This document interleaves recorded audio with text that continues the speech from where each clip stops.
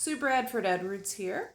I'm a nonfiction author who likes to recommend books that I enjoy to other people to help them connect with good books.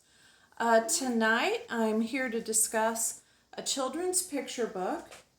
Sorry, I have to get it past the cat. 100 Billion Trillion Stars. It's written by Seth Fishman, illustrated by Isabel Greenberg. The publisher is Greenwillow Books. And it begins, "Let me tell you a secret. The sun is just a star. And there are maybe 100 billion trillion stars." And it is so awesome with this book because the author is presenting young readers with these immense numbers that we never consider discussing with kids. It is different in that way from your usual, 1 to 10 counting book or however we do it up to 110s. This book is dealing with huge numbers. And the author starts with 100 billion trillion stars. Then he discusses our solar system and the Earth and how much water is on the Earth, and that's why the Earth looks blue. And how many trees are on the Earth, and that's why the Earth also looks green. The number of cities, the number of towns. And it could be really hard to engage young readers when you're discussing these huge abstract numbers. But what he does is then he brings it home to the reader.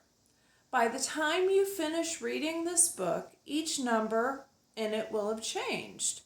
But there's only one you sitting and reading the book. The art that was produced by Isabel Greenberg is digital. It's a lot of bold black lines and bright colors. And I think that was a great match for this book because it made it look solid and really concrete, which is a good idea when you're dealing with these abstractions. There's an author's note at the end of the book, and it explains how he came up with these numbers, where he found them, how he chose which ones he used, and I really love that it shows such out-of-the-box thinking when it comes to the numbers and how they present them to young readers. It's original and really interesting. I think this would be a really good book for kids who are into math and science and just love abstractions.